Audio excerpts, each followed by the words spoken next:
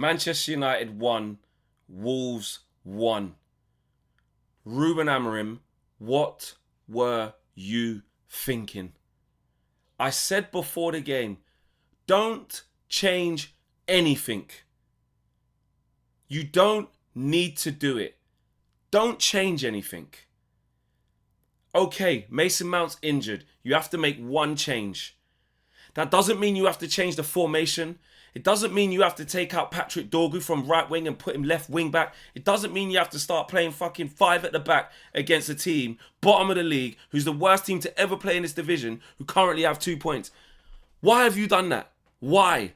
I don't understand it. From minute one, you could see it wasn't right. So, on the manager's point of view, I don't know what the hell he was thinking. I don't know how the hell he's arrived at that decision. Assessing Wolves, assessing us in the last game, assessing us over the last couple of games, in a back four, in a 4-2-3-1, or a 4-3-3, or a 4-4-2, whatever you want to call it, just not a back five. And then take all that into consideration and go, I know what we're going to do. Let's go to a back five. Let's put Dorgu back to left wing back where he hasn't been confident. Not let's keep him high and wide because Mason Mount also isn't playing, so I'm going to need an outlet. I'm going to need a confident player in his position where he's just done well. No, let's not do that. Let's not do that. Let's revert back to the shit system. Why? So from a manager point of view, he totally effed it. I don't care what anyone says. I'm going to get to the players in a minute. I'm going to talk about them and I'm going to talk about them properly. There's always reasons why you win a match. But Ruben's fingerprints are all on it. I will give him praise when he deserves the praise. When he made them subs against Newcastle and we're all scratching our heads and thinking, why have you done this? And we go on to win the game. I praised him. I said, listen, it doesn't matter. He made them changes. We won. Well, guess what? He made changes to the team today. More changes than there needed to be, in my opinion. Okay? The substitutions, I get it. You got 2 hands tied behind your back in terms of the options. But I don't know at the time of recording this, but if Joshua Zirkzee wasn't injured, let's throw that into the hat of a shit decision as well. Because although he might not have been great and maybe slightly uncomfortable where he was asking him to play, because he was asking him to play right 10, back into the 3-4-3, and whenever he wants to play Zirkzee, it ain't in the 10, it's up front. It's up front. He doesn't rate Zirkzee as one of these left or right 10s. So why did he play him there today? And the guy scored. He actually scored. So, unless that's a injury or he asks to come off, the Jack Fletcher thing didn't work, bro. It didn't work. The poor kid was nervous. He was passing backwards. He was nervy. I'm not going to get onto Jack Fletcher. He got given an opportunity to impose himself and he was worried and scared. Probably not ready yet. Not going to get onto the young king. Montato comes on as well. You know, tries his best. But let's talk about the players that should have been doing better. Matheus Cunha, where the hell was you today? Where the hell was you against your old club? It's that bad playing against Wolves, who were such a bad team, that I can't even say this is why we signed Matheus Cunha for nights like this. On one hand, this is not why we signed him because we should be dusting down Wolves. But on the other hand, we kind of did sign him for this. When everybody else is out injured and you need some inspiration and you've got young kids playing, players who aren't used to playing at this level, and it's the team's stinking up the joint, I'm looking to you, bro. And he didn't do anything. He was unlucky not to win a few fouls here and there, but he didn't do anything. Not good enough from him. We're limited in midfield. Casemiro and Ugarte can't pass. Benjamin Sesko up front. Wasteful. Not good enough. Spurning chances. Missing chances. Not ready yet. Aiden Heaven had a shaky game after all the praise from Newcastle United. And again, you got to expect it. That's why I said the other day, we can't do too much. You got to give the kid time. Dallo, not good enough. Everyone was scared on the ball. Scared.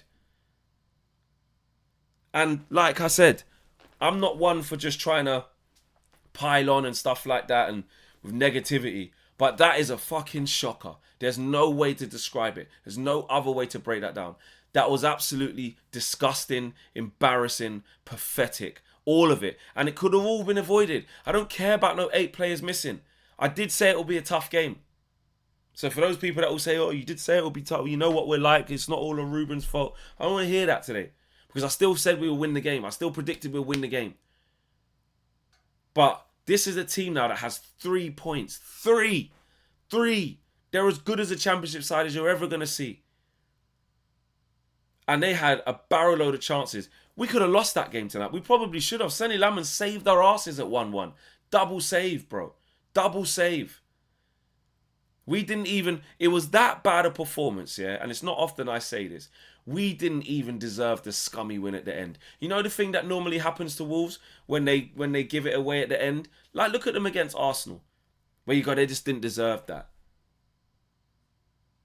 That's what they didn't deserve to fucking not win the game today. For the XG merchants, their fucking XG was higher than ours. Absolutely awful. This is a team rock bottom of the Premier League that had the luxury of the whole Old Trafford pitch. No intensity, mid-block, no pressing. Like, what's Ruben Amorim telling these boys? What's he telling them? Scared to play at Old Trafford, bro. What's he saying to them? Fucking hell, man. It's basically like a loss. Chelsea drew. You're supposed to go and go 2 points ahead of them. Happy days. And guess what now? We go Ellen Road. We go Ellen Road looking like this. Leeds will destroy us.